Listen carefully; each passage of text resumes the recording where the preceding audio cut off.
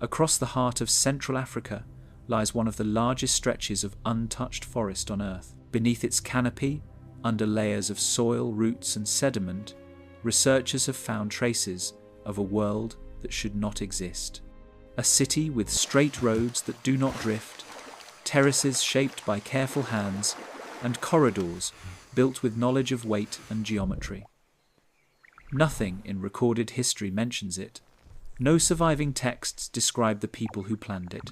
No known kingdom claimed its boundaries. Yet LiDAR, scans, soil cores, and buried stonework show a planned settlement larger than many ancient capitals. Its builders shaped the land with patience, adapted to shifting rivers, and left quietly as the climate changed. Today, the forest holds the memory of their work. In this video, we explore the evidence of an African supercivilization hidden beneath jungle and time, the map that should not exist. The story begins in 1794, when a French surveyor named Etienne Lafont walked through a heavy part of the Congo basin with a group of local porters. Lafont worked for a small cartographic office in Paris, sent to mark rivers for trade routes. His notes from that year remain in the French National Archives. They are written in a slow hand, almost too careful. In one entry, he described a stone platform rising above a flooded plain. He did not expect to see stonework in that area.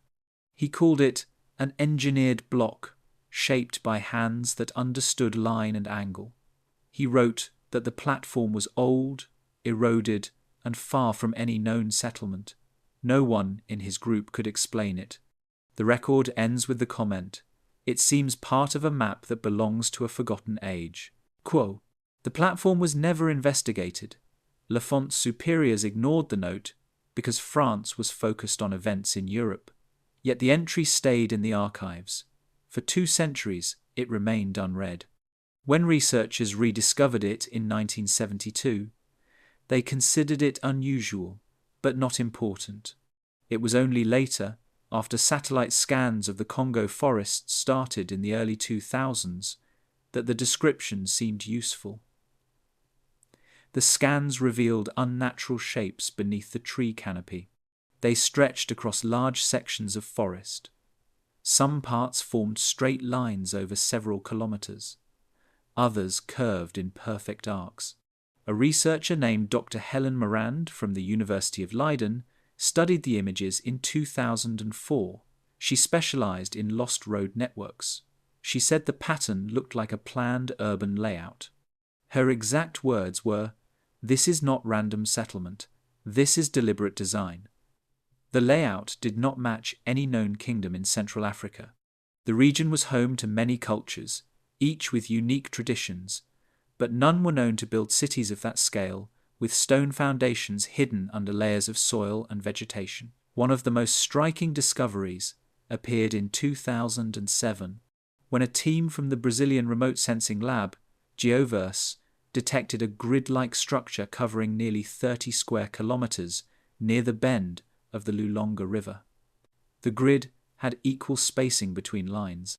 It resembled the street layout seen in ancient metropolitan centers, but there were no roads visible today, only dense jungle, deep marshes, and scattered villages that lived far from the ruins. A local historian from Mbandaka, Joseph Basioko, told visiting researchers, "The forest has stories older than memory." He said his grandfather spoke of a buried city swallowed by mud long before the colonial period. He described legends of walls built before the rivers changed their paths. These stories were not recorded in early ethnographic archives, but oral accounts from that region often mention the Deep Builders, a group said to have shaped land when the climate was different. In 2011, an international team, led by the Belgian Institute of Natural Sciences, spent 2 weeks conducting ground-penetrating radar surveys. They identified buried stone corridors beneath 3 meters of compact soil. The corridors extended farther than their equipment could read. The stones showed signs of shaping. The edges were even, and the surfaces were smooth. The lead geologist, Dr. Armin Sauer wrote in his report, "The workmanship indicates knowledge of geometry and load distribution." He dated the structures to a period older than 3,000 years, though he admitted that soil conditions made precise dating difficult. The jungle covered everything. Roots grew into cracks. Sediment built up in layers after every seasonal flood. Some stones were tilted, pushed upward by plant pressure. It created a scene where ancient lines merged with natural forms. Nothing stood above ground. Everything existed below the surface, preserved by the weight of centuries. In 2013, a curious event occurred. A farmer named Kula Mbeko, near the Moringa River, found a carved disc while digging a trench for a cassava field. The disc was made of red stone not found in that part of Central Africa. It had small marks etched around the perimeter. Some marks formed symmetrical patterns. Others looked like symbols. When shown to archaeologists, no clear match could be made. The disc measured about 15 centimeters across. Mbeko said he had seen smaller fragments in the river during his childhood. He believed they came from old things buried upstream. The disc prompted more field visits. Teams travelled into the interior with light equipment and small boats. They mapped raised ground that formed rectangular shapes. They noted parallel berms that aligned with astronomical directions. One berm pointed toward the location of sunrise during the winter solstice. Another pointed toward the position of Orion's belt around 1500 BCE. These alignments suggested careful planning. Yet no known culture in the region built with that orientation. A paleobotanist, Dr. Leah Imani, analyzed pollen samples from soil layers taken from beneath the stone corridors. She found traces of plants not native to that environment. Some species were typical of drier savanna ecosystems. This indicated that the area may have been open land at the time of construction. Climate shifts over thousands of years might have changed the region. If so, the builders lived during a period when the Congo Basin looked different. Dry land made city building easier. Rivers likely flowed in alternate directions. In 2016, satellite scans uncovered an area with a circular layout. It measured nearly 2 kilometers across. The circle was divided into 12 segments. Each segment had radial lines extending outward. It resembled a ceremonial design. Similar structures exist in parts of ancient Nubia and Ethiopia, but the scale here was larger. Dr. Morand remarked, "This is the work of a coordinated culture with administrative order." She noted that the circular design might have served as a central gathering place or an astronomical observatory. Local archaeologists, including Professor Basioko, warned outsiders to approach these findings with care. He said the forest protected many places with cultural meaning. Some communities believed the ruins belonged to ancestors who walked before time changed. He said, "These are not lost to us. They are remembered without being shown." In 2019, LiDAR technology offered a clearer view. Aircraft passed above the forest canopy and scanned the ground with pulses of light. The results were detailed enough to reveal entire city blocks hidden under heavy foliage. The scans showed plazas, wide avenues, and drainage channels. Some channels were straight for kilometers. Others curved gently, controlling water flow from elevated areas. The precision suggested a hydraulic system designed for a large population. LiDAR also revealed tall mounds surrounding the circular layout. These mounds were arranged with even spacing. They rose gradually toward the center, giving the entire site a tiered appearance. Early measurements suggested that the mounds might have supported wooden structures or observation platforms. Nothing remained above the soil, yet the foundations were clear. Researchers noted similarities to ancient complexes in West Africa, such as the structures near the Niger River, built by the peoples of the Nok culture around 1500 BCE. But the Congo sites were larger. Some areas covered more land than Great Zimbabwe. No direct links could be confirmed. As more data arrived, the picture became more unusual. It suggested an old civilization with knowledge of engineering, hydrology, astronomy, and urban planning. A civilization hidden under tropical forest and layers of time.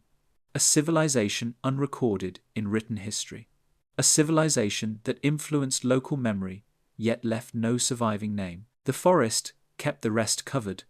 The city beneath the canopy. When the first full-resolution LiDAR images of the Congo Basin arrived in early 2020, the research team expected fragmented outlines and scattered traces. Instead, the scans revealed a continuous urban zone hidden under the forest. It spread along a ridge shaped by old river paths. The ridge sloped gently, creating natural terraces. On these terraces stood the remains of a city far larger than anything previously suspected in this region.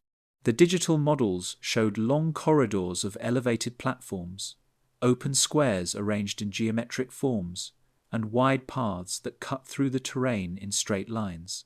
The upper terraces held clusters of rectangular foundations. Each cluster had uniform spacing. Their orientation matched solar paths recorded for the year 1200 BCE. Dr. Helen Morand examined the scans frame by frame. She said, "This looks like a city built with a calendar in mind."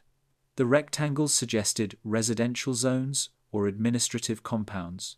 Their alignment did not resemble circular settlement patterns seen in many historic Central African kingdoms.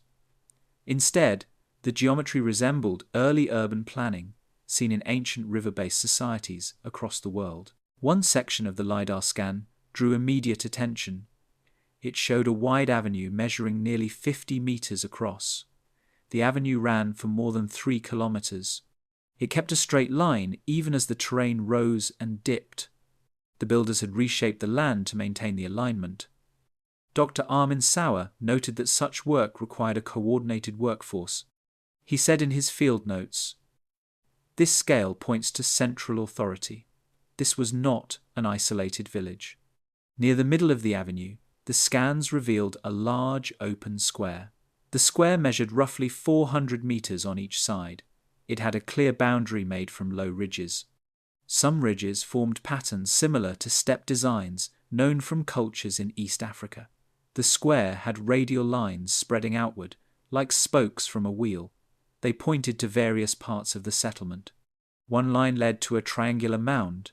Another led toward a group of round depressions that may have been water collection basins.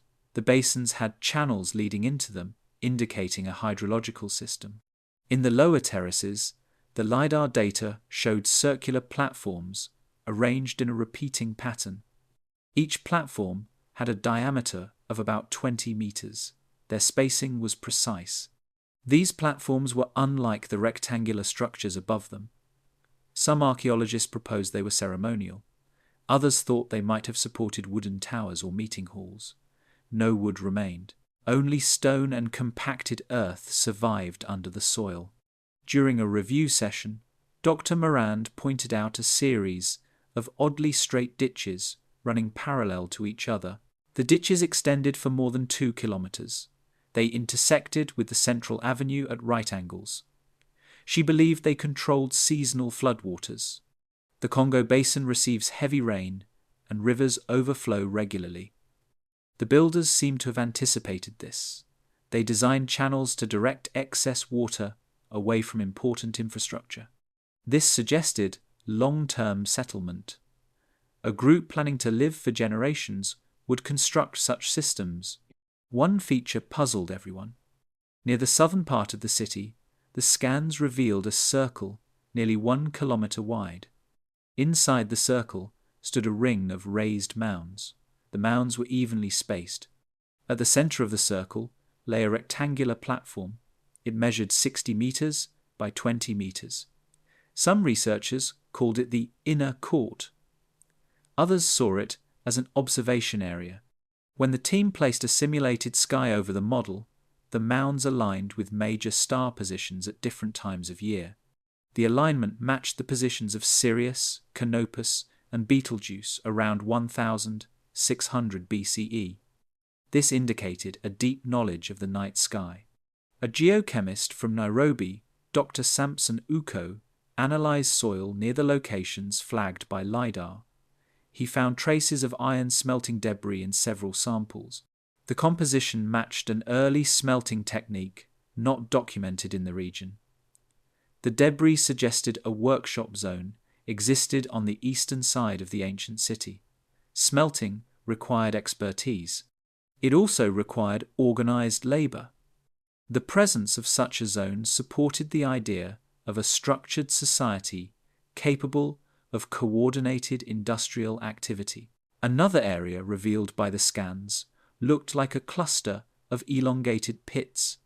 The pits were too uniform to be natural. Some measured 10 meters long. Others were shorter, but kept the same shape. Researchers debated their function. They might have been storage pits, or they could have been foundations for wooden structures. Professor Joseph Basioko suggested they may have held granaries. He said, "A city of this scale needed controlled food storage. These shapes could represent an organized system." The LiDAR images also showed long curving lines around the edges of the settlement. These lines resembled embankments.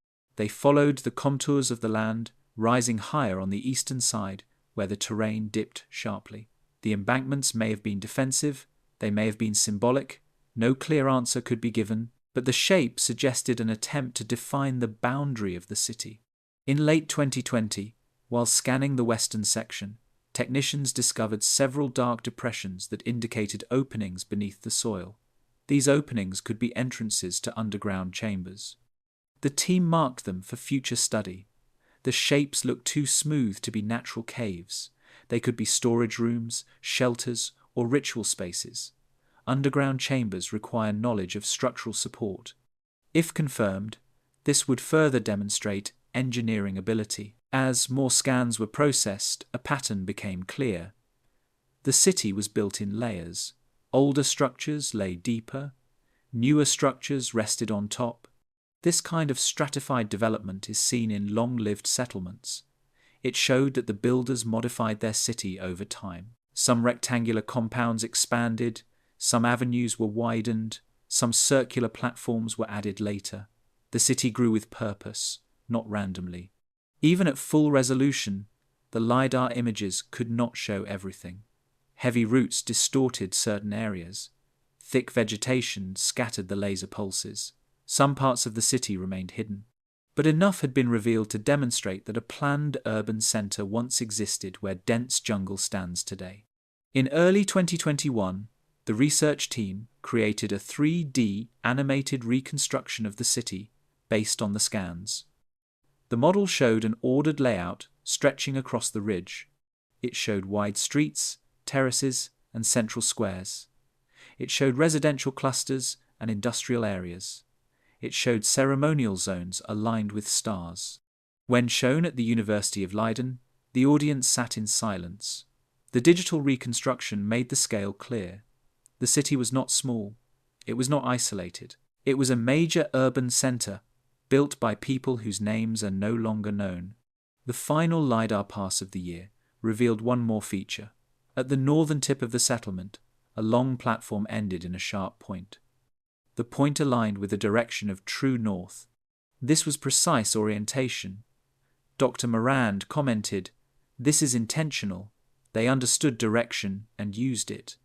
The city beneath the canopy waited for the next steps: excavation, verification, and the slow process of uncovering a world that had remained unseen for thousands of years.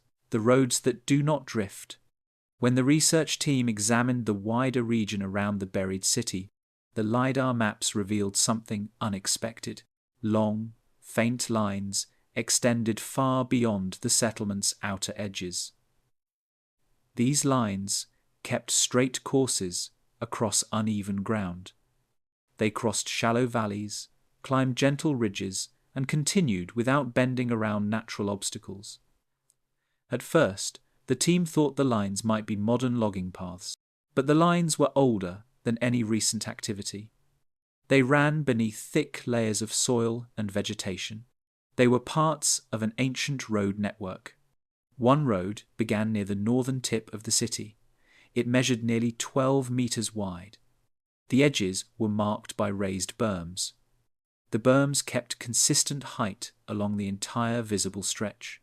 The surface beneath the soil had a compacted layer of gravel mixed with broken stone. A geologist, Dr. Samson Uko, studied the gravel under a microscope. He noted that the grains showed signs of deliberate selection. The builders seemed to have chosen stones with similar density to create an even base. This technique prevented sinking during heavy rains. The road stayed straight for 8 kilometers. It did not drift. It passed through wetlands that today remain flooded much of the year. The LiDAR data showed that the builders had raised the roadbed above seasonal water levels. They created gentle slopes on each side for drainage. At one point, the road crossed an ancient stream. Instead of curving around it, the builders constructed a causeway. The causeway used layers of stone separated by compacted earth. This method stabilized the structure. Such work required time, planning, and organized labor. A second road stretched southeast from the lower terraces of the city. It was narrower, about 7 meters wide, but it kept the same straight alignment. It extended for more than 15 kilometers. The LiDAR maps showed that this road passed near several circular depressions. The depressions might have been water reservoirs. Their presence suggests that the road connected the city to agricultural zones. The land around the depressions held traces of old field boundaries. These boundaries appeared as faint lines under the canopy. The boundaries followed rectangular shapes, suggesting irrigated farming. Archaeologist Professor Joseph Basioko stated in a field briefing, "These roads show that the city was not isolated. It was part of a larger region with coordinated systems." He noted that the straightness of the roads indicated surveying knowledge. Straight alignments across long distances require fixed reference points. The builders may have used wooden poles or stone markers. None survived, but the precision points to a method similar to techniques used in other ancient regions. A third road led west from the city. This road had a different structure. It was built of compacted clay with small stones pressed into the surface. The clay base was thick. The layered structure prevented erosion during heavy rains. The road widened in several places, forming expanded areas. These expansions could have been resting points or areas where travelers gathered. Some expansions had low stone outlines, suggesting shelters or market stalls once stood there. Near the end of the western road, LiDAR revealed a cluster of rectangular plots. Each plot measured about 30 meters across. The uniformity suggested a planned outpost. The plots sat near a bend in a river. This location would have been ideal for controlling transport along the water. Dr. Helen Morand commented, "This outpost may have connected the city to distant groups. Its regular layout reflects the same design methods seen in the main settlement." The longest road did not start directly from the main city. Instead, it began near a secondary mound west of the central grid. This road extended south for more than 20 kilometers. Its width remained consistent. What made this road unusual was the presence of side paths branching off at regular intervals. Each side path measured about 4 meters wide. The pattern resembled a distribution network. These side paths might have connected smaller communities to the main route. If so, the region supported a population far larger than previously known for that time. Geochemist Dr. Uko analyzed soil samples along the southern road. The samples contained fragments of burnt clay. The fragments may have come from kiln structures or pottery workshops. This suggests economic activity along the roadway. It also suggests that the builders transported goods using planned routes. The consistency of the construction points to central organization. In 2022, a team used ground conductivity equipment to study the base layers of the northern road. They found alternating layers of clay and stone, indicating a technique that strengthened the road against heavy use. The layers were uniform in thickness. Such precision implies knowledge of material behavior. The builders understood how to manage weight and movement. Researchers also noted that the roads connected to natural landmarks. One road aligned with a distant hill that rose above the forest. The hill had a flat top. The alignment suggested the hill may have had cultural significance. Another road pointed toward a river confluence. The confluence remains a major water crossing point even today. The ancients may have selected routes based on geography, trade, or ritual significance. Local oral traditions mention paths that cut the land before the rivers grew wide. Elder Kamanga Kasa of a river village said during an interview, "Our fathers told us of a road that did not move when the rains moved the earth." He described a path that stayed firm even during flood seasons. Such stories may relate to the ancient roads revealed by LiDAR. These accounts preserve fragments of distant memory. They indicate that the region once held stable connections between communities. The straight alignment of the roads raised questions about surveying tools. Archaeologists debated the methods used. Some suggested a simple sightline technique using standing poles. Others believed the builders used astronomical references. If they aligned roads with sunrise points or star paths, the straight lines would be easier to maintain. The builders may have used multiple methods. Without surviving tools, the exact technique remains unknown. In one section of the Western Road, LiDAR detected two parallel lines running beside the main road. The lines were shallow trenches. They could have held wooden rails or boundary markers. Some researchers suggested the trenches might have supported a transport system. No direct evidence supports this idea, but the symmetry is unusual. At the southernmost visible section, the road disappeared under a swamp. The team attempted to map beyond the swamp using aerial scans. They found faint traces of straight alignments emerging on the opposite side. This suggested the road continued even farther south, but the swamp made confirmation difficult. By late 2022, the team had identified more than 60 kilometers of ancient roadways connected to the buried city. This network indicated an organized region with stable trade, structured movement, and shared cultural practices. The roads did not drift. They held their course across terrain, shaped by rivers, time, and dense vegetation. The study of the ancient routes continued. Each new scan extended the picture. Each new line suggested another connection in a world that had faded into the forest. The roads remained silent beneath the trees, waiting for careful excavation. The corridors beneath the soil. When the LiDAR maps showed faint depressions in the northern part of the ancient city, the team suspected voids underground. These depressions did not appear on normal satellite images. They were hidden by vegetation and layers of sediment. The signal pattern indicated hollow spaces extending in straight lines. The shapes were too smooth to be natural caves. When ground-penetrating radar was brought into the field, the data matched the LiDAR hints. Beneath 3 meters of compact soil lay long corridors. The first corridor discovered measured nearly 40 meters in length.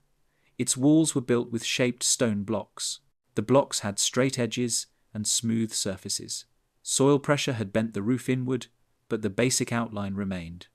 The radar showed 2 side chambers attached to the main corridor. Each chamber formed a perfect square about 4 meters across. Dr. Helen Morand examined the readings and said, "These are not storage cavities. They are part of a designed interior space." The next corridor found was larger. It ran for more than 70 meters beneath a raised terrace. This corridor had a curved roof. The curve was deliberate, forming an arch-like shape that distributed pressure from the soil above. The design suggested engineering knowledge. The builders understood how to support ceilings under heavy loads. A structural engineer on the team, Dr. Luca Ramos, remarked, "This is planned architecture. They shaped the roof to survive weight." At several points, the radar showed objects within the chambers. These objects reflected differently from stone. They could be pottery fragments or tools. Excavation had not yet begun.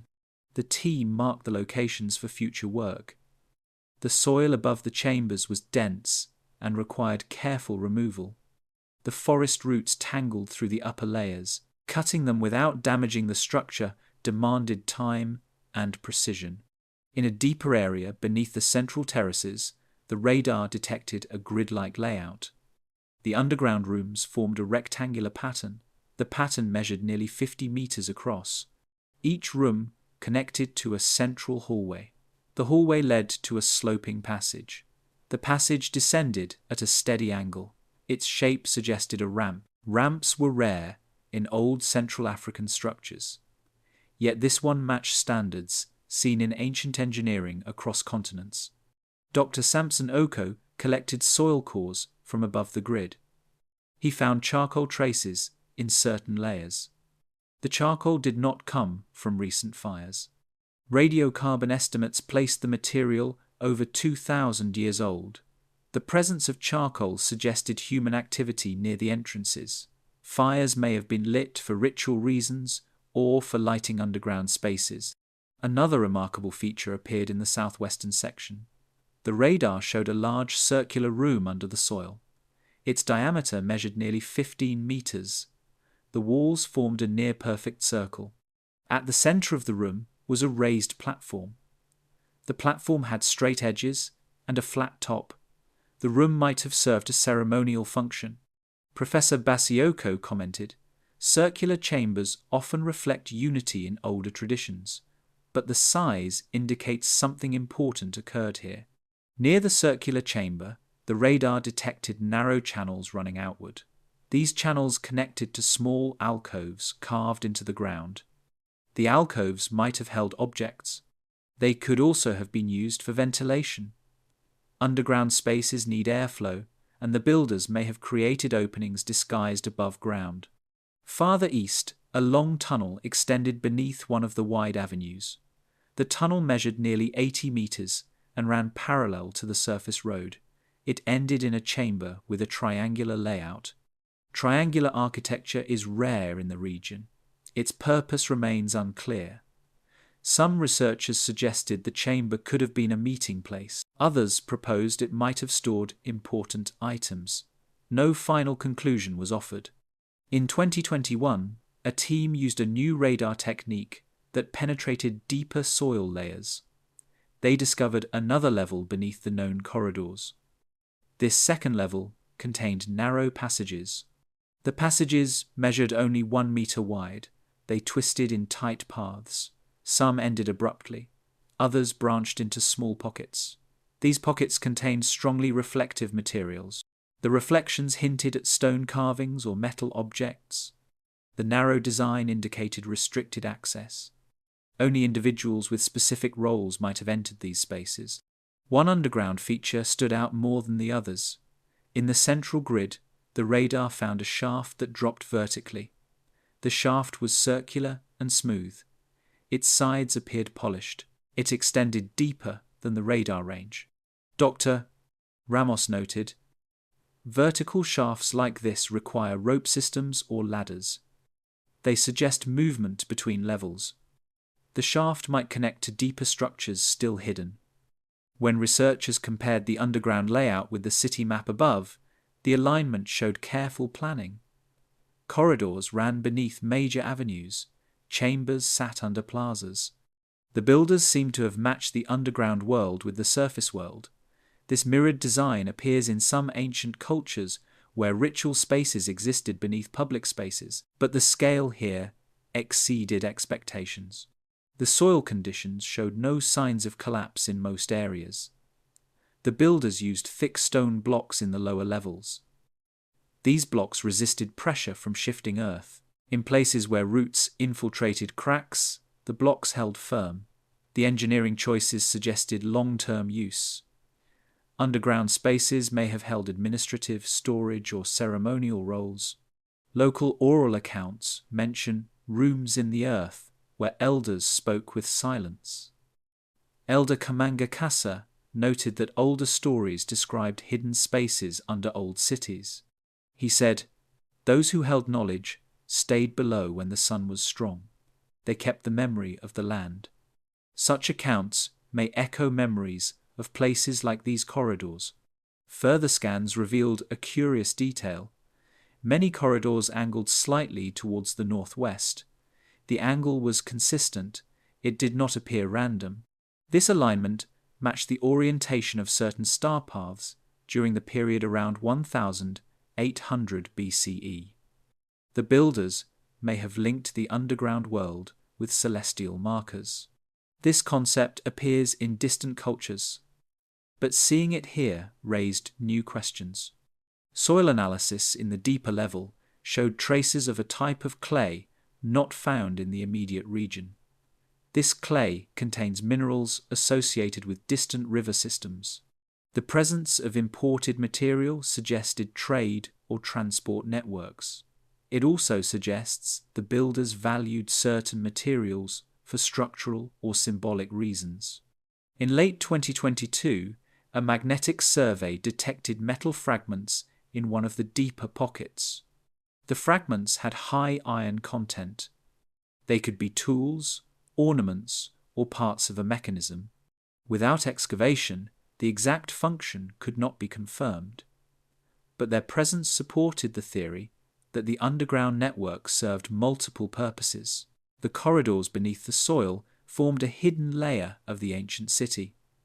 They reflected planning, engineering, and cultural intention.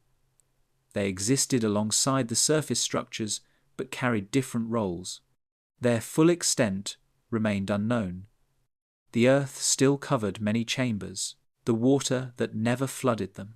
When the researchers studied the layout of the ancient city, the most surprising feature was not the roads or the buried chambers.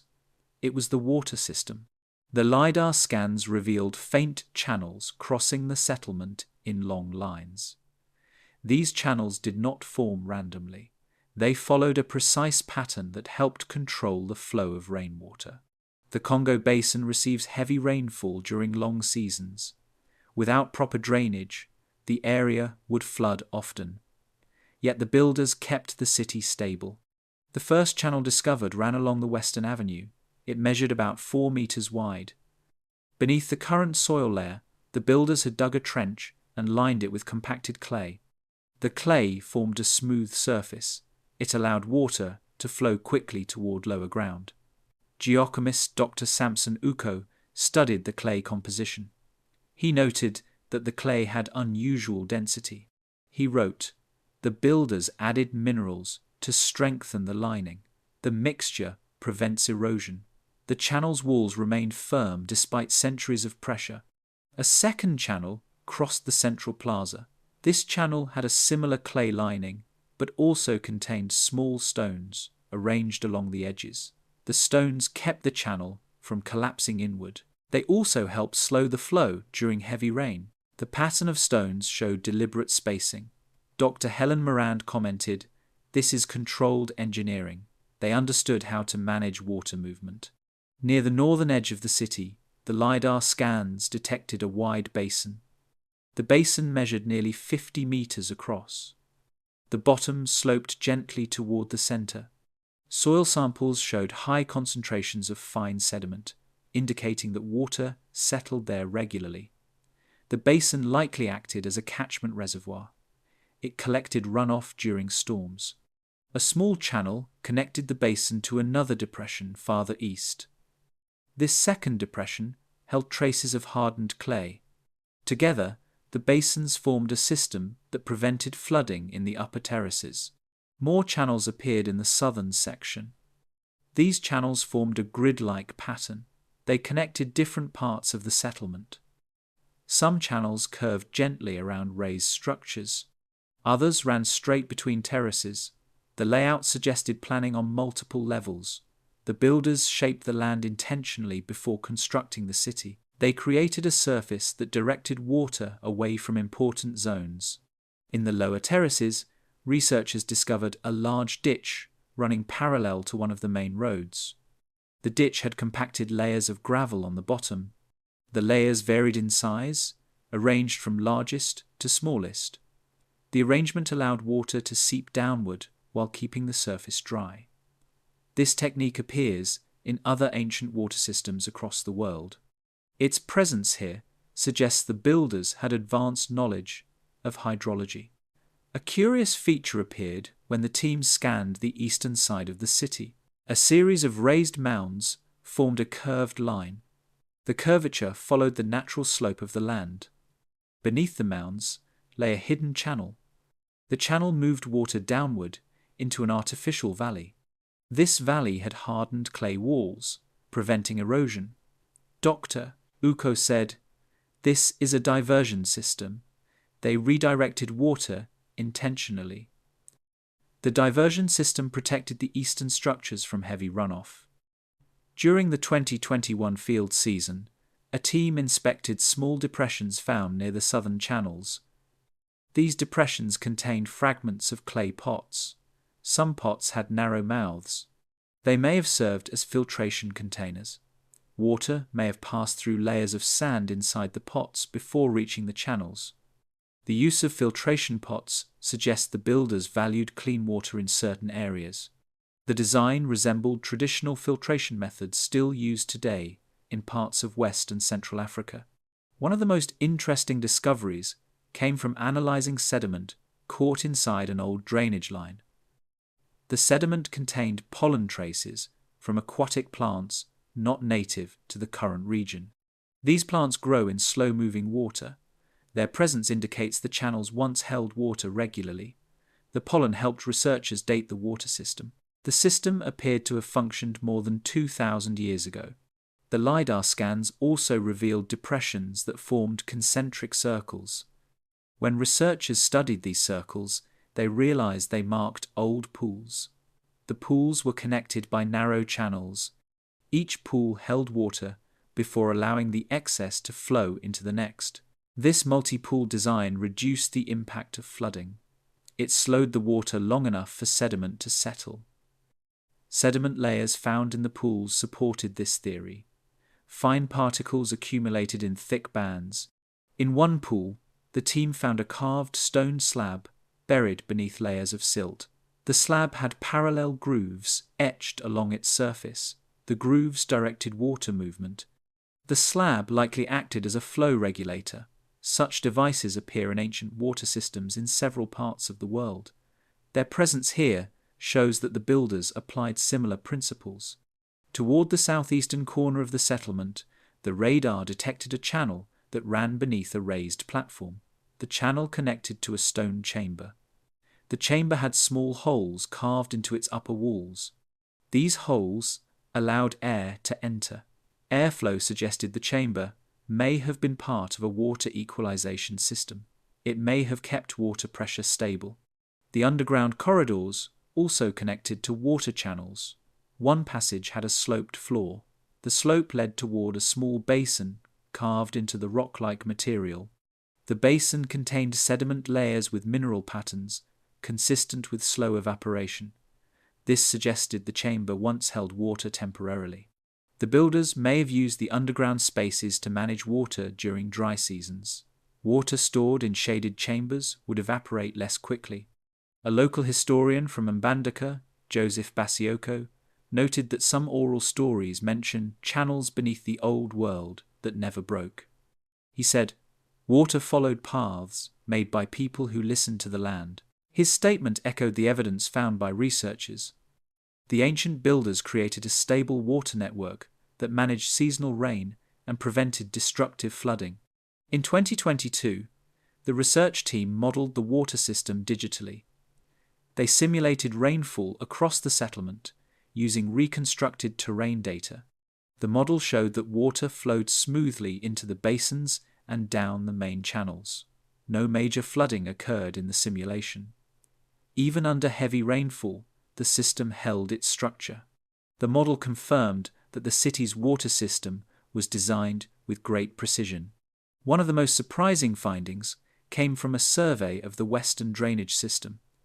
Researchers discovered that the channels pointed toward a river delta that has long since shifted. The present-day river does not follow the same path. This suggests the builders designed the system when the river flowed differently. Over centuries, the landscape changed. The city's water system became buried under new layers of soil as the river drifted. Soil analysis, near the delta, showed traces of old mud layers. These layers matched flood deposits. The deposits did not affect the city. The water system kept the settlement above the floodline. The builders understood the region's natural cycles. The channels, basins, and reservoirs formed a network that kept the ancient city dry and functional. The water that could have destroyed the settlement never did. The system continued to shape the land long after the city disappeared beneath the forest. The stones shaped by silent tools. When researchers examined the stone blocks found beneath the soil, they noticed a detail that changed their understanding of the ancient builders. The surfaces of many blocks were unusually smooth. They showed signs of controlled shaping. The builders used methods that left straight edges, uniform angles, and flat planes. These features did not form naturally. They reflected work done by deliberate techniques. Yet the tools themselves did not survive. The first shaped stones came from the northern corridor. These blocks had a reddish color. Their surfaces carried faint parallel marks. The marks ran in straight lines, spaced evenly. They suggested scraping or grinding. Dr. Luco Ramos studied the texture under magnification. He said, "The marks show directional shaping. They indicate the use of tools with stable edges. The consistency of the lines suggested metal implements, though no metal tools had been recovered." Other blocks came from the western terraces. They had a grey tint and contained a mixture of quartz grains. Shaping quartz-rich stone requires effort. The builders created smooth planes without visible cracking. This indicated understanding of pressure and vibration. They applied force with precision. Dr. Helen Morand noted that the blocks worked with patience, a phrase she used to describe stones shaped over long periods using steady friction. In the southern platform, researchers found a corner block with a perfect right angle. The angle measured 90 degrees. It remained sharp even after centuries of soil pressure. Right angles occur rarely in natural formations. This block belonged to a deliberate structure. Its presence suggested that the builders used simple geometry. They measured angles before shaping the stone. The block belonged to a wall foundation, part of a larger surface structure now lost. Several blocks found in the eastern chambers had smooth grooves carved along their sides. Each groove measured 2 centimeters wide. The grooves formed straight channels. Such channels could have guided ropes, beams, or decorative elements. Their purpose remains unknown. The grooves were cut with consistent depth, indicating stable control over the shaping tool. One block recovered from a collapsed passage contained small notch marks along the edges. These marks resembled chisel impressions. The spacing was uniform. The impressions suggested repeated tapping rather than heavy striking. The technique appeared more refined than brute force. Professor Joseph Basioko observed, "The shaping reflects controlled rhythm. The builders worked with tools that allowed fine adjustment." In 2021, geochemist Dr. Samson Oko tested mineral samples from the carved stones. He discovered that some stones contained iron-rich layers. This suggested that the builders selected specific types of stone for durability. They may have chosen material based on hardness and weather resistance. The presence of iron-rich stones also suggests that the builders understood which rocks held structural strength. During a surface survey near the central plaza, the team found fragments of an unusual block partially exposed. The block had a repeating pattern of shallow indentations. These indentations formed a linear sequence. They appeared decorative or symbolic. The pattern resembled a counting system but did not match known scripts. The shallow cuts suggested the use of a small, sharp implement. Some blocks carried polished surfaces. The polish came from repeated friction using abrasive material. Fine sediment found inside cracks may have served as the abrasive. Polished surfaces reflect skill and long work. These polished blocks appeared in ceremonial areas, including the circular chamber beneath the southwestern terraces. The polish could indicate special function or ritual importance. A few stones showed evidence of heating. Thermal alteration changed their color and texture. The change suggested controlled exposure to fire. Heating stone can make shaping easier. The builders may have used heat to soften certain materials before grinding them. This technique appears in several ancient cultures across the world. Its presence here suggests a shared understanding of material behavior. The most unusual stones came from the underground grid. Some blocks had concave surfaces. These curves were precise. Their radius remained consistent from edge to edge. The curvature suggested knowledge of shaping methods that required repeated controlled motion. Creating such curves demands awareness of symmetry. Dr. Ramos remarked, "These shapes are not accidental, they reflect decisions and design." A significant discovery occurred in late 2022. While clearing soil from a corridor entrance, the team found a large slab with straight parallel cuts. The cuts measured exactly 3 centimeters apart. Their width and depth were uniform. The spacing suggested the use of a tool with multiple teeth or a repeated cutting process. The precision implied a stable guiding system. Without metal artifacts, the builder's exact tools remain unknown.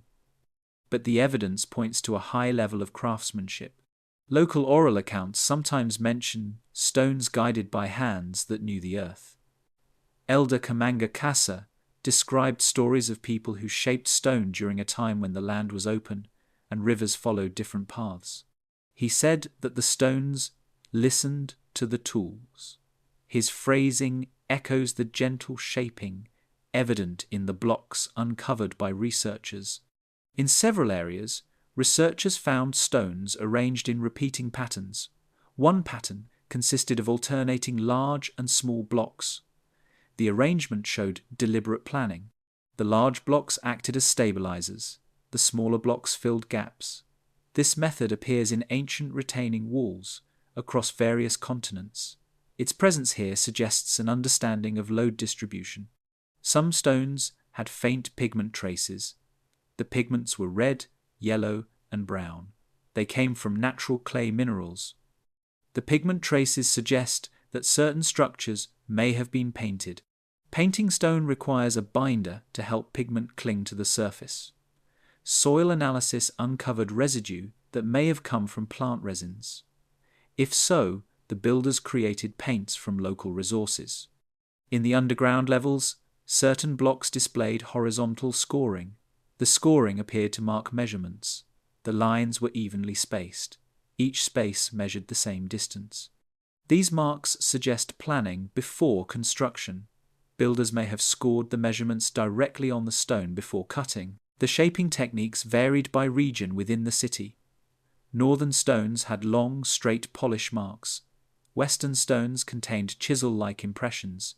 Eastern stones carried curved surfaces. This variation indicates specialized groups working in different zones. Each group may have used different methods. This division of labor appears in advanced societies. During soil clearing near the southern terraces, researchers uncovered a block with drilled holes. Each hole measured about 1 centimeter in diameter. The holes formed a straight line. Drilling stone requires consistent pressure and rotation. This suggests the use of a primitive drilling tool. The holes may have been part of a fastening system or decorative feature. The stones, shaped by silent tools, form a record of the builder's skills. They reveal understanding of geometry, friction, pressure, and controlled motion. Though the tools did not survive, the surfaces they left behind tell a clear story. The ancient city was built with method and knowledge.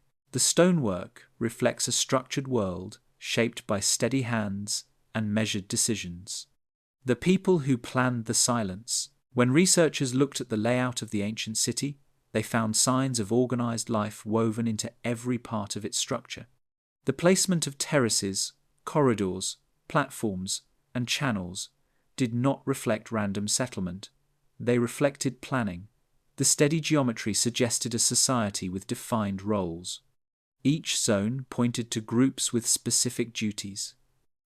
The builders arranged the city in a way that illustrated order, even though no written records survived. The northern terraces held clusters of rectangular structures. Their uniform spacing suggested they served as residential zones for people who lived close to administrative centers. Some terraces had shared courtyards. Soil samples taken from these courtyards contained fragments of ash, seeds, and pottery pieces. These traces indicated daily activity. Dr. Helen Moran noted, "The presence of repeated household waste implies long-term occupation.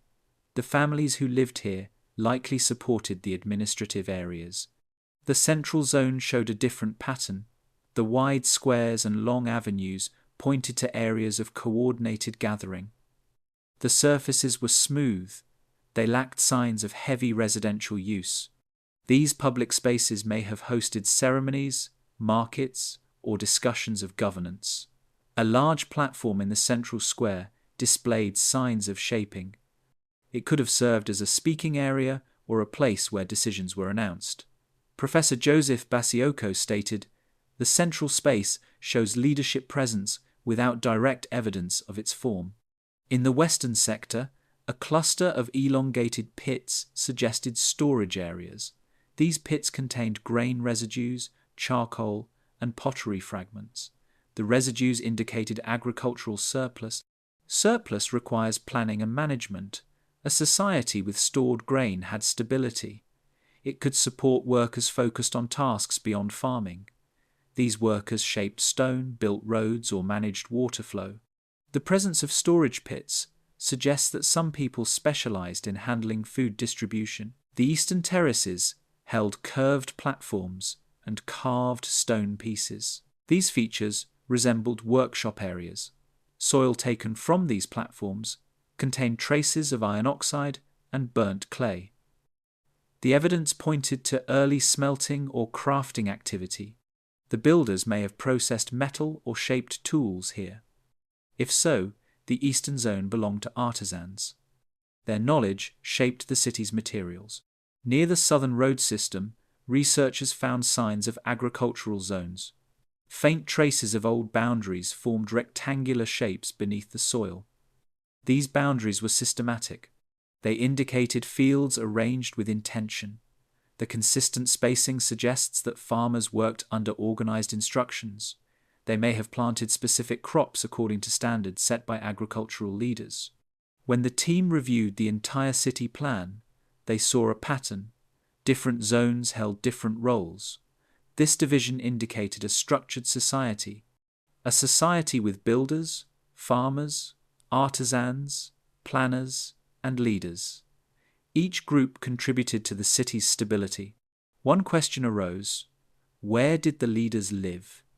The LiDAR scans revealed a raised terrace on the western side with several large rectangular foundations. These foundations were larger than others in the city. Their spacing was wider. Their surfaces were flatter. This terrace overlooked the central square. The location suggests prominence. Dr. Morand commented, "If leadership resided anywhere, this area fits the pattern." The elevated position allowed visibility across the city, a common feature in ancient administrative centers. Another clue appeared in the underground chambers. The deeper levels contained narrow passages and restricted access spaces. These spaces held items that reflected importance. Magnetic readings indicated metal fragments. Reflective surfaces hinted at carved pieces. Restricted spaces often relate to ritual or administrative storage. Individuals allowed into these areas may have held authority or specialized roles. Local oral accounts mention those who worked with thought, not soil. Elder Kamanga Kasa described stories of planners who knew how to read the land. He said, "They shaped the world with quiet decisions." While oral accounts do not identify specific individuals, they preserve the idea of leadership based on knowledge rather than conflict. Population estimates came from analyzing the density of structures. The rectangular clusters in the northern terraces could have housed hundreds of people. The agricultural zones would have required many workers. The workshops needed skilled hands. Researchers estimated that the city supported between 5,000 and 12,000 inhabitants at its height. This made it a significant settlement for its era. Signs of specialization came from the stonework itself. Some blocks displayed chisel-like marks. Others carried polished surfaces. The variation suggests different working groups. Each group may have used distinct methods. The level of skill required indicates training. Training requires social organization. Individuals learn techniques over time. This supports the idea of apprentices and masters within the society. Water management systems added another layer of social structure. Channels, basins, and reservoirs required coordinated building. They also required maintenance. A group may have been responsible for clearing debris and monitoring flow. Evidence of filtration pots and sediment traps suggests active oversight. Trade or external connections might have influenced the society. Certain stones contained minerals not found in immediate surroundings. These materials may have been transported from distant regions. Transport requires exchange networks. Networks require individuals who understood how to coordinate movement across long distances. Another piece of evidence came from pottery fragments. Some fragments carried decorative marks. The marks were geometric. They followed repetitive patterns. These patterns may have held cultural meaning. They may have identified groups, events, or storage purposes. Pottery styles reflect cultural identity. They also reflect specialized craft skills. The presence of underground chambers suggests complex rituals or administrative tasks. The larger circular rooms indicate communal or ceremonial use. The smaller alcoves suggest storage of important objects.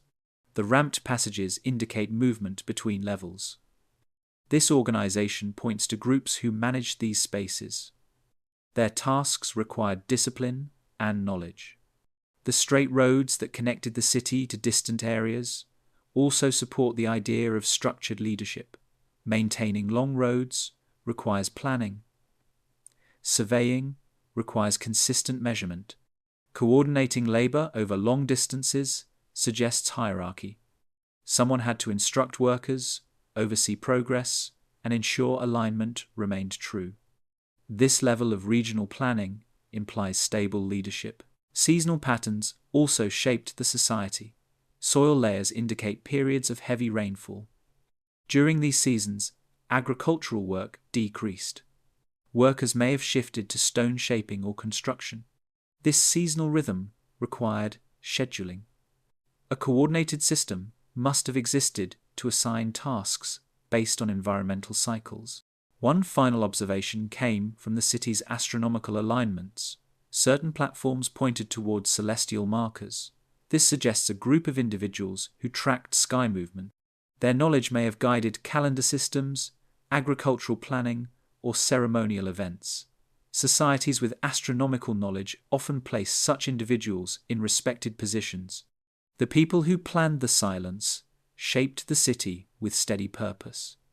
Their tasks varied, but their coordination created a unified whole. Though their names are lost, their patterns remain preserved in the ground. Their society existed with structure, order, and shared intention, the memory hidden in soil layers. When archaeologists examined the layers of soil across the ancient city, they found a quiet record of its past. Soil does not speak, but it holds memory. Each layer forms as seasons pass, as rivers change paths, and as vegetation grows, dies, and settles. These layers showed when the city expanded, when it paused, and when it changed. The stratigraphy gave shape to a timeline that no written record preserved. The first soil cores came from the northern terraces. These cores displayed dark top layers from recent plant decay. Beneath them lay compact brown layers. These layers formed through centuries of slow sediment buildup. Farther down, the soil shifted to a lighter color. The lighter layers contained traces of charcoal and crushed stone.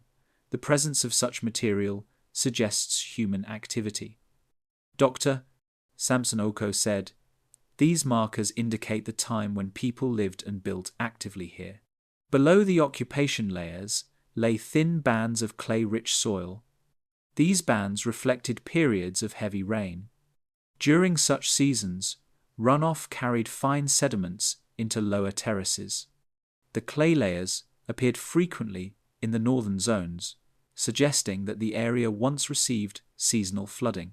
The ancient drainage channels kept the central areas dry, but the upper terraces absorbed more water. In the central plaza, the soil layers looked different. They contained fewer clay bands. Instead, they held compacted surfaces formed from repeated foot traffic. Soil compacted evenly when many people walked across it. The compacted layers appeared at several depths, indicating that the plaza remained in use for long stretches. Some layers showed thin ash deposits. The ash might have come from ceremonial fires or seasonal gatherings. Soil near the eastern workshops contained signs of heating. Thermal alteration changed the soil color from brown to reddish. These changes indicated that workshops operated for long periods. Beneath the heated zones lay untouched layers of natural soil. The contrast marked the beginning of industrial activity. Dr. Helen Morand commented, "The soil shows when work began here. The shift is clear." The southern agricultural zone displayed different layers. Here, the soil cores held thick deposits of fine silt. These deposits suggested periods when the land remained open and exposed to wind or water movement. Beneath the silt layers lay older soil with pollen from crops not grown in modern times. Pollen from ancient sorghum and millet appeared in several depths. This confirmed early farming. The pollen concentrations decreased in deeper layers, showing how agriculture expanded gradually. Stratigraphy from the western sector revealed traces of rebuilding. Certain layers held broken stone fragments mixed with compacted sediment. These fragments likely came from collapsed structures. The presence of many fragments in one layer suggests a period of destruction. The destruction was not violent. The stones showed no signs of burning or impact. Instead, they appeared worn, suggesting gradual collapse from old age or heavy rain. After the collapse layers, thicker bands of restored soil appeared. These bands held compacted clay used to stabilize ground before rebuilding. The pattern pointed to a community that repaired the city after structures weakened. The people responded to environmental changes without abandoning the site. A deeper layer beneath the central avenue contained sandy sediment. The sand came from a period when the river systems shifted. During this time, winds carried sand across parts of the landscape. The presence of sand beneath the avenue suggests that the road was built after the environment changed. This placed the construction of the avenue in a later phase of the city's history. Another important layer came from the circular ceremonial zone. The soil cores here contained pollen from species of grass no longer growing in the region. These grasses preferred drier climates. Their presence indicates that the environment once differed significantly. The city may have been built during a period when the Congo Basin contained more open land. Over centuries, climate shifts brought denser forest and heavier rains. The builders adapted as the landscape changed. In 2021, researchers took deep cores beneath the underground chambers. These cores reached older layers with no signs of human activity. The untouched soil showed that the chambers were carved into natural ground that had settled for thousands of years. This indicated that the builders selected stable land for underground construction. Below the untouched soil lay even older layers formed during ancient flood phases, long before the city existed. Some soil cores contained layers of fine charcoal dust spread thinly across wide areas. These layers did not come from local fires. Instead, they came from distant burn events. Wind carried ash from far-off regions. The deposition pattern matched known ancient wildfire cycles in Central Africa. This helped date certain occupation layers. The charcoal bands acted as natural time markers. In the southeastern sector, stratigraphy revealed a layer of compacted gravel beneath the water channels. The gravel layer supported the channels and prevented erosion. Below it lay soft silt. The contrast showed that the builders intentionally laid gravel to reinforce their system. The gravel layer had a consistent thickness, suggesting coordinated construction during a single period. A notable discovery came from the soil beneath the raised leadership terrace. The layers there showed repeated leveling. The builders removed natural soil and replaced it with compacted material. Such work required organized labor. The repeated leveling indicated multiple phases of use. This terrace likely served leadership functions across generations. Some soil cores taken near the agricultural zone revealed gaps in occupation. In certain layers, pollen concentrations dropped sharply. This indicated periods when fields were unused. The fields may have been abandoned temporarily due to shifting climate or changing water availability. Later layers showed renewed agricultural activity. This cycle reflects adaptation to environmental shifts. Beneath the southern road, researchers found a layer rich in iron oxide. The oxide came from tools or smelting waste washed into the soil. This suggests that road construction occurred near zones of metalworking. The presence of this layer helped identify when the road system expanded. Soil from the outer edges of the city revealed a boundary. A thin layer of compacted earth formed a consistent line. This layer may have been part of an embankment. Beneath it lay natural soil with no signs of human alteration. The boundary marked the limit of the city during one construction phase. At the deepest levels, some cores revealed sediment formed during an arid period.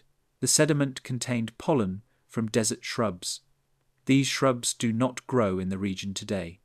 Their presence suggests that the climate once differed greatly. This ancient arid phase predates the city itself. It may indicate a much older environmental cycle that influenced the land long before settlement. Each soil layer carried part of the city's memory. The layers showed when people built, changed, paused, and rebuilt. They showed how climate shaped decisions. They showed how the environment shifted gradually. The soil held what time did not record in writing, the glyphs that do not speak. When researchers collected shaped stones and pottery fragments from the ancient city, they expected functional markings measure lines, construction traces, or tool impressions. Instead, they found symbols.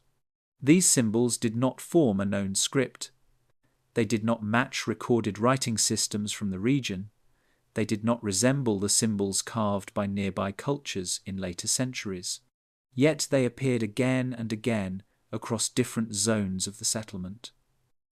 The builders left patterns that suggested communication, meaning, or instruction. The first symbols came from a pottery shard found in the northern terraces. The shard held a repeating line of short strokes. Each stroke measured the same length. The pattern repeated 3 times across the curve of the pottery.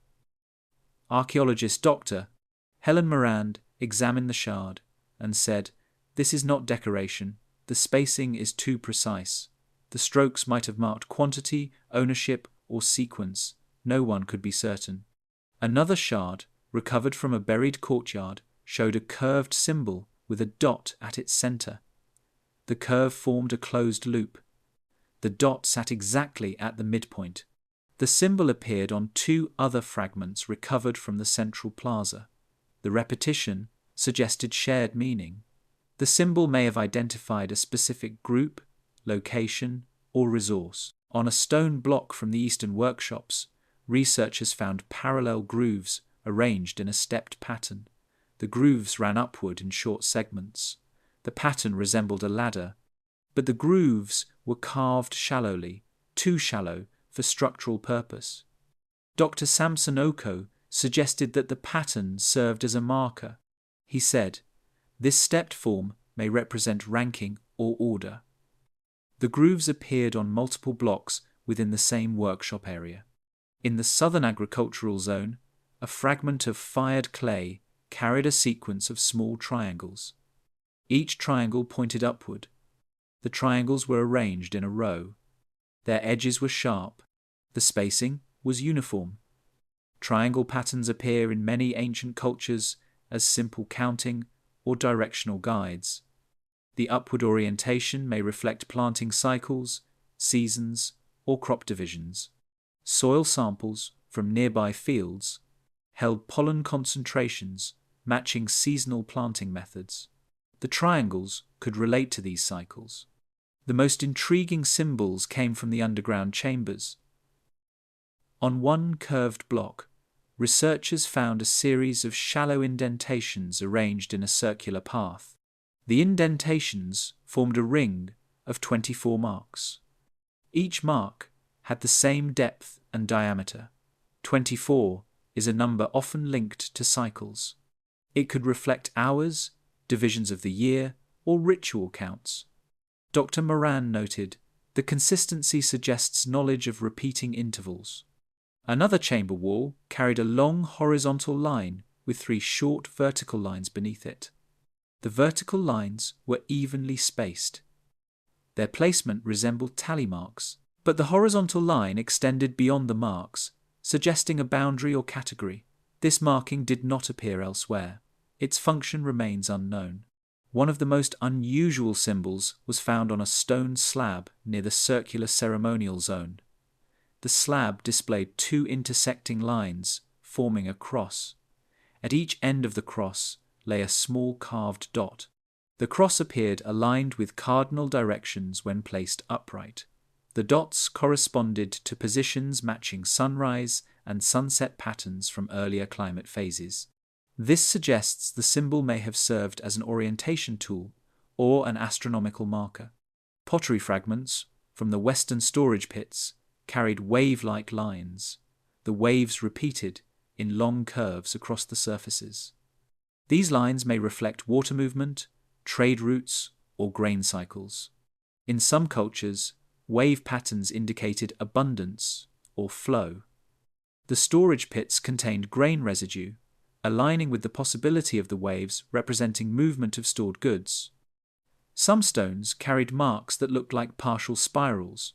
These spirals did not form complete circles. They curved outward but stopped abruptly. The meaning of partial spirals remains unclear. Full spirals often represent continuity or cycles. Partial spirals might represent transition or incomplete phases. Their placement on foundation stones suggests symbolic importance linked to construction or renewal. A small fragment found near the leadership terraces displayed a square divided into 4 equal parts. Each part contained a single short line. The 4 lines faced different directions. This symbol may have represented division of authority, mapping, or social organization. The square carving was neat and deliberate. It appeared on only one fragment, making interpretation difficult. Local oral accounts include references to marks made for memory. Elder Kamanga Kasa described old stories in which symbols guided those who tended land or directed water. He said, "The signs were made so that hands remembered what voices taught." These accounts do not identify the shapes but suggest the use of symbolic communication linked to task and tradition. Among the most debated markings were a set of dots found on 3 separate stones in different parts of the city. The dots appeared in clusters of 5, each cluster arranged in a tight circle. The clusters showed no directional pattern. They may have marked inventory, group identity, or ritual locations. Clusters of 5 appear in several ancient counting systems. Whether they reflected counting here remains uncertain. In the underground passage leading to the central ramp, researchers found a wall segment with lines arranged diagonally. The lines angled upward from left to right. Each diagonal segment had 2 notches carved into its length. The repeated pairing suggests units. These may have served as construction guides for measuring angles or lengths. The carving style supports this idea. The lines were deep, deliberate, and placed in an area associated with structural planning. A particularly unusual discovery came in 2022. In a collapsed chamber beneath a secondary terrace, a stone fragment carried intersecting curved lines, forming a shape similar to an eye. Inside the shape lay a single straight line. Eye-like symbols appear in many parts of the world as protective or observational marks. But the presence of a straight line inside suggests functional meaning rather than mystical. It may have indicated a place where a decision, object, or record was kept. Some symbols were found near water channels. These marks resembled short horizontal lines clustered near channel edges. Their spacing matched specific water depth levels. Researchers proposed these may have been measurement indicators. They could have helped regulate flow. If so, the builders created a non-verbal system for monitoring water. On one block found under the southern road, the team found a grid-shaped marking. The grid contained 9 small squares. The squares were shallow and uniform. The marking might relate to mapping or grouping. It could have indicated distribution zones or market divisions. Without more examples, the meaning remains speculative. Across the city, the symbols repeated in consistent ways. They did not form sentences. They did not form long inscriptions. Instead, they appeared as single marks, grouped marks, or repeated patterns. They may represent a symbolic system rather than a written language. A system designed for tasks, memory, identity, or alignment. The glyphs did not speak, yet they conveyed quiet hints of how the builders organized their world. They preserved fragments of meaning that survived even as the city disappeared beneath forest and soil. The climate that shifted their horizon. When scientists examined the ancient city's soil, pollen, and sediment, they realized the environment had changed many times across the civilization's life. The Congo Basin today is dense forest, but old layers beneath the ground told a different story. The land once held wide open fields, slower rivers, and longer dry seasons. The climate shaped how the builders lived, moved, and planned. Each shift left a trace in the horizon of their world. The first major clue came from pollen samples found deep beneath the northern terraces. These samples contained species from dry savanna grasses. These grasses grow in open land, not in thick forests. Their presence indicated that the area once had long stretches of open terrain. This environment would have allowed large construction projects. Transporting stone and building terraces is easier in open ground. Dr. Samson Uko said, "The pollen suggests that the builders worked during a dry phase. The landscape was not like today." Soil samples taken near the central plaza showed the same pattern. Beneath layers linked to occupation, researchers found sediments carried by gentle winds. These sediments contained fine sand grains. The grains pointed to a period when the basin's edges were more exposed. During that time, wind moved sand across the landscape. Such conditions occur in climates with less rainfall and fewer dense tree canopies. Further analysis revealed layers of silt that matched slow-moving river conditions. The old rivers did not rush through the land as strongly as modern ones. The ancient channels ran narrower. They left deposits with finer particles. These deposits suggest that the river systems shifted over centuries. When rivers moved, the people adapted their water channels. The builders adjusted drainage lines to match the new patterns. Near the eastern workshops, scientists uncovered a band of compact clay that formed during a prolonged wet phase. The clay band indicated heavy rainfall over many seasons. During such periods, the land would have flooded frequently.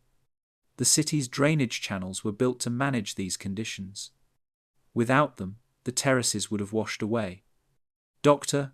Helen Morand observed, "The flood layers align with the construction of the deeper water channels. The city adapted to cycles." In the southern agricultural zone, soil cores contained alternating dark and light layers. The dark layers held organic matter from farming periods. The light layers contained silt from seasons of strong rainfall.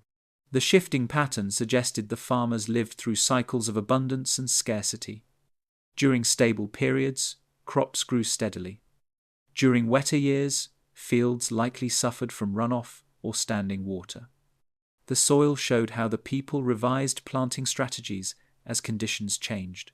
A significant layer found beneath the storage pits revealed a sudden change.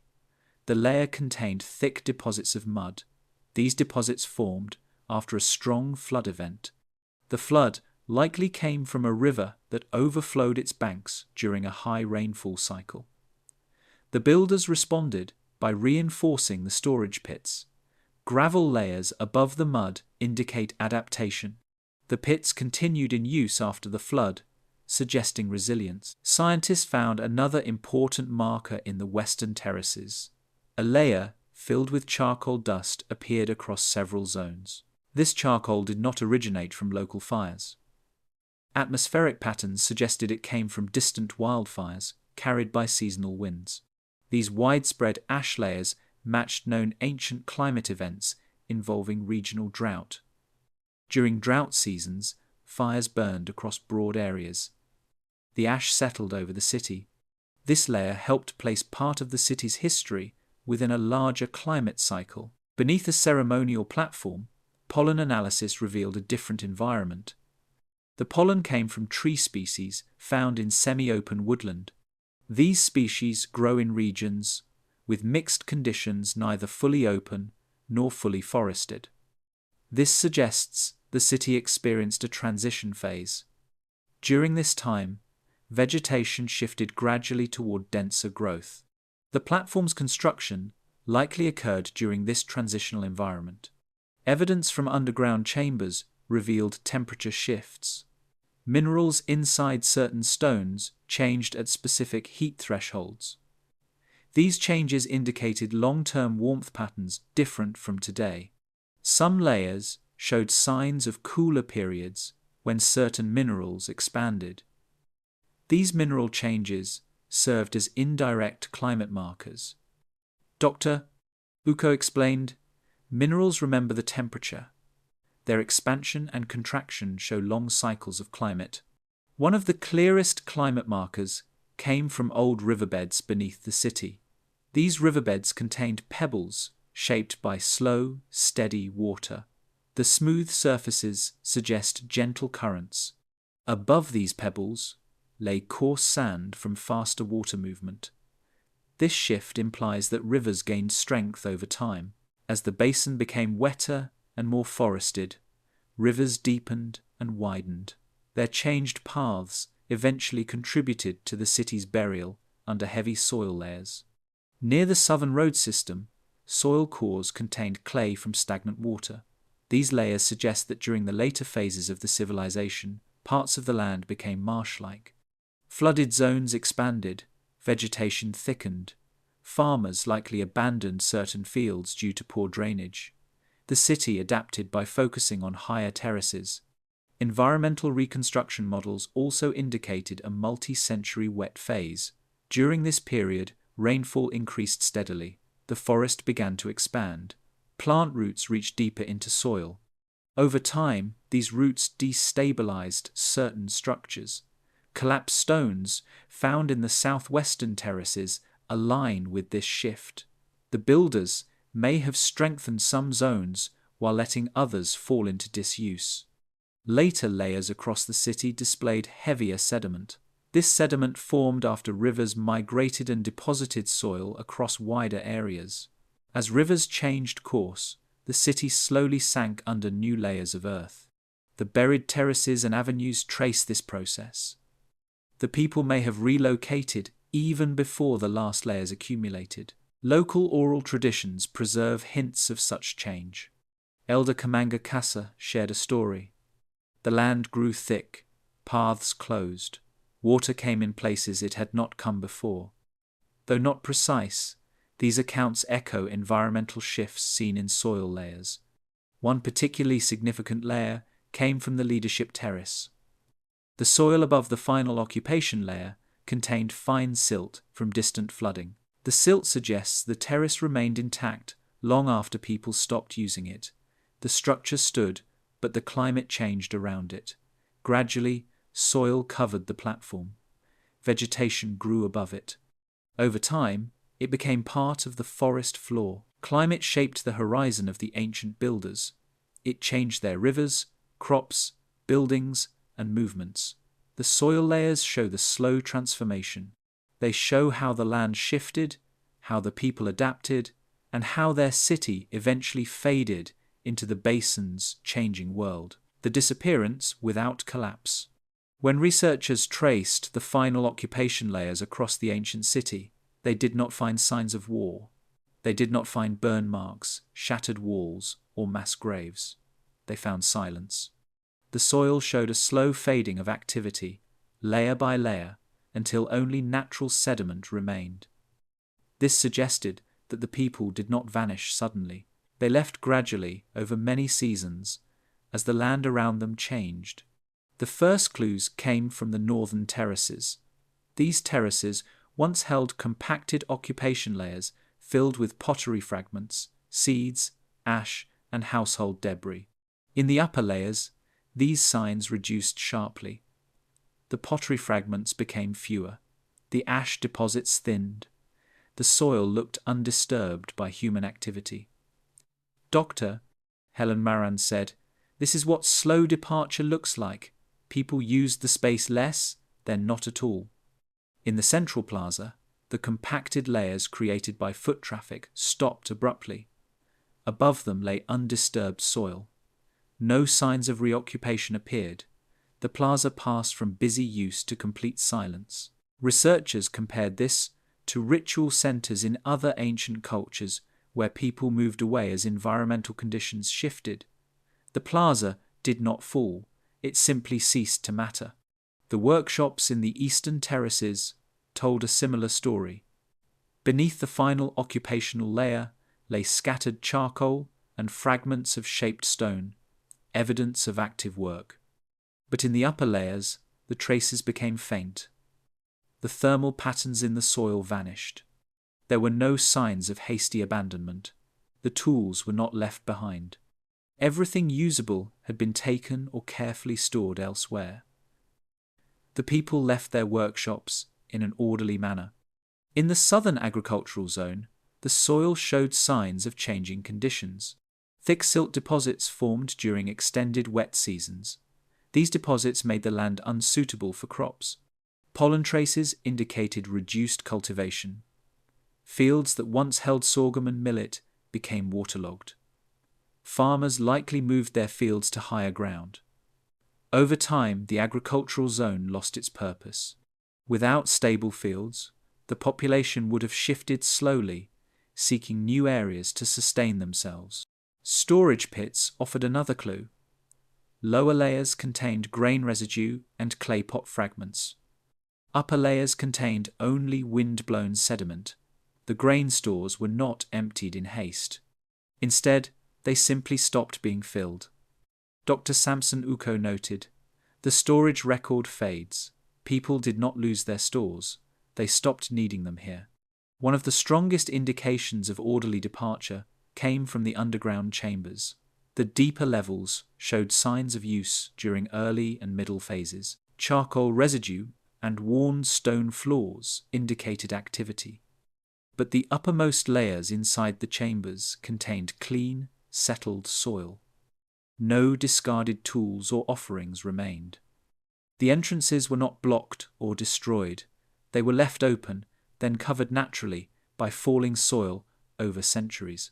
In the western terraces, researchers found partial rebuilding layers beneath the last occupation bands. These layers showed that the community maintained structures even during late periods. But the rebuilding stopped before abandonment. The terraces grew unstable as roots thickened. Instead of reinforcing them again, the people seem to have allowed the structures to weaken. This suggests that they no longer saw the terraces as central to their life. Another region displayed more subtle evidence. Near the leadership terrace, soil cores revealed a final occupation layer containing pottery fragments of a slightly different style from earlier ones. The change suggested a shift in daily practice. After this layer, no new fragments appeared. The terrace stood unused. Leadership likely continued, but perhaps in a different place. This indicates that movement was not chaotic. It followed changes in population and environment. Signs of migration appeared in small details. In one terrace, the last layer of human presence contained broken pieces of lightweight pottery, different from the heavy vessels used earlier. Lightweight pottery often reflects mobility. People moving between regions carry lighter goods. Such pottery styles appear during transitional phases in other ancient societies. Farther south, near the long road system, soil layers showed increased silt deposition. The presence of thick silt suggests rising water levels. Travelers would have struggled to use the road. Over time, movement along this route became more difficult. The city's connection to distant areas weakened. As access changed, the people may have chosen to move closer to more stable land. Local oral accounts reflect this quiet departure. Elder Kamunga Kasa shared a story that said, "The land grew heavier, and people walked to where the sky opened." His words, though metaphorical, align with environmental data. As the forest thickened and rivers widened, new settlements may have formed in higher, drier areas. Another pattern appeared in animal remains found in late occupation layers. The remains showed changing diets. Earlier layers contained bones from hunted savanna animals. Later layers contained bones from forest species. This suggests that the environment closed in around the city. As wildlife changed, so did the people's movements. They followed new resources into the growing forest. A striking clue came from a pottery fragment found near the city's northern exit. The fragment belonged to a vessel decorated with a stable geometric pattern used in the early occupation period. But this fragment lay in a higher, later layer. Someone carried this older object while leaving the city. This suggests continuity of memory. People took parts of their old world with them as they moved. One layer, across several zones, contained faint traces of trampling that pointed outward from the city. The soil compacted in narrow lines heading north and east. These patterns indicated repeated movement in those directions. Such trails form when people walk along the same path over many seasons. Dr. Moran said, "The movement was slow. It built trails, not abrupt tracks. There were no signs of conflict, no broken weapons, no defensive burns, no mass disturbance. The people did not flee.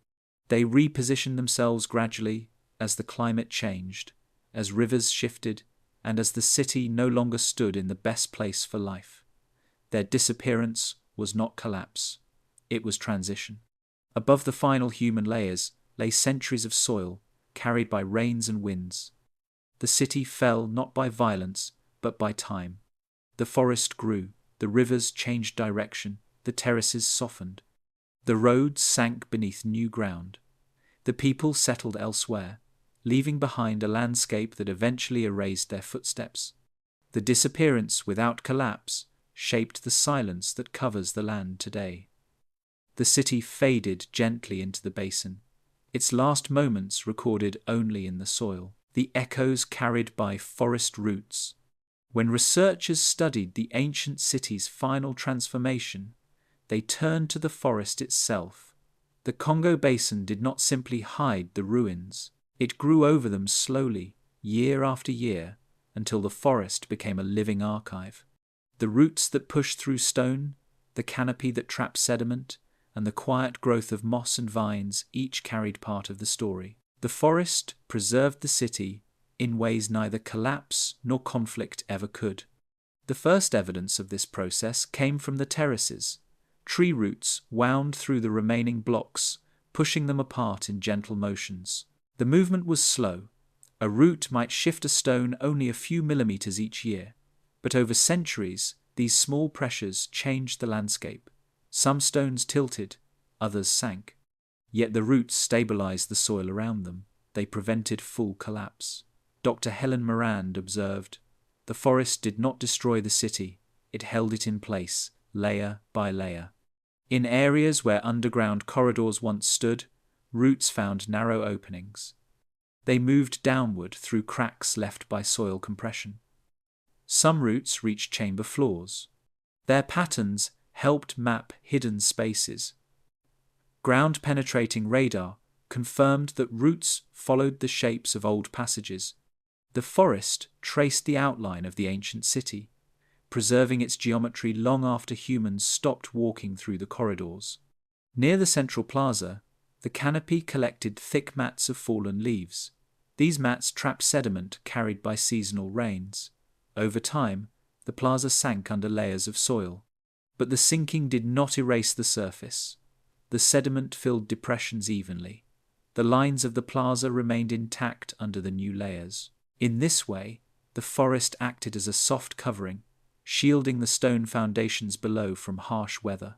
In the southern agricultural zone, roots wrapped around old field boundaries.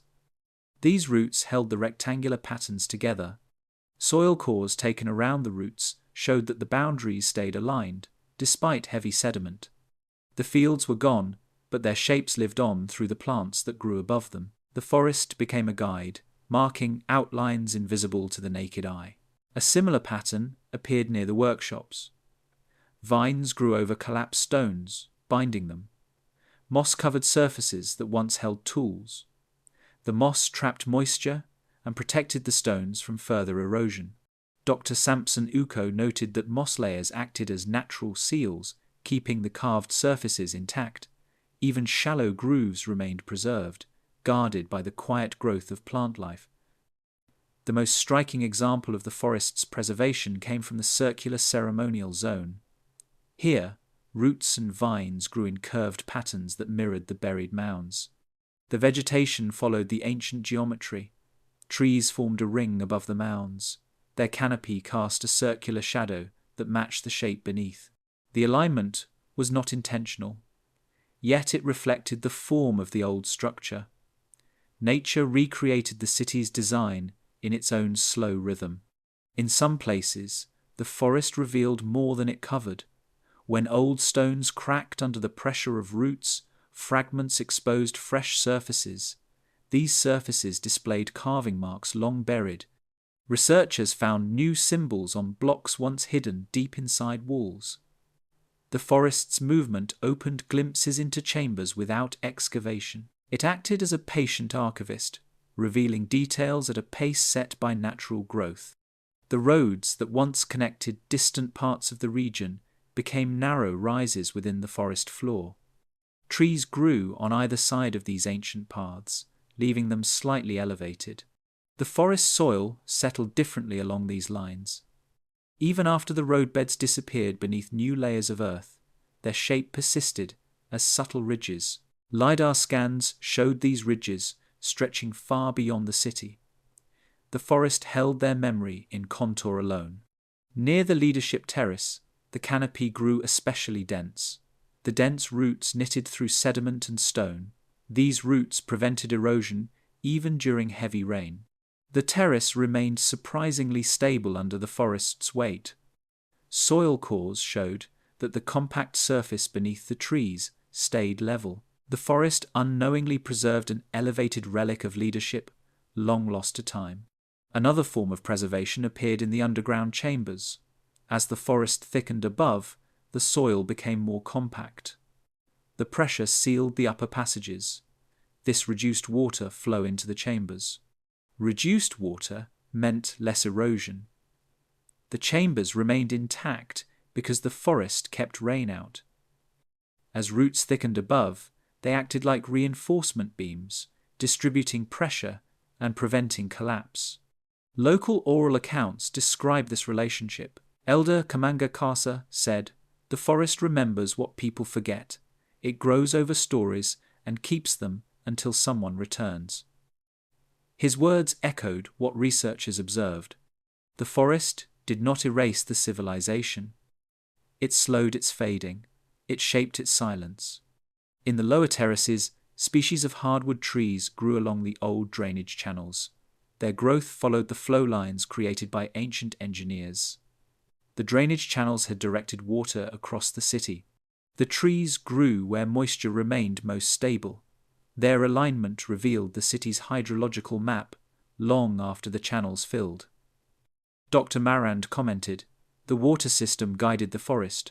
The channels shaped the growth. Some plants captured traces of lost pollen. Pollen that settled on leaf surfaces became embedded in resin-like coatings. These coatings hardened and preserved microfragments of ancient vegetation. The forest became a biological archive. It held fragments of the plants once grown by the builders. Scientists found pollen from early sorghum trapped in hardened residue on leaves near the old agricultural zone. The plants preserved the memory of ancient crops. Vines also carried clues. Certain vines spread across old ceremonial areas but avoided residential zones. Their growth patterns followed subtle soil changes created by ancient human activity. Soil that once held fire pits remained warmer and drier. Vines preferred these conditions. They grew thickly above old plazas. Their patterns formed a natural map of ancient fire use. The forest's preservation was not uniform. In places where water pooled, roots broke stones apart faster. In other zones, shifting sediment buried structures completely, but the overall effect was consistent. The forest stabilized what remained. It wrapped the city in its roots and created a quiet archive where each tree, vine, and layer of moss contributed to the city's memory.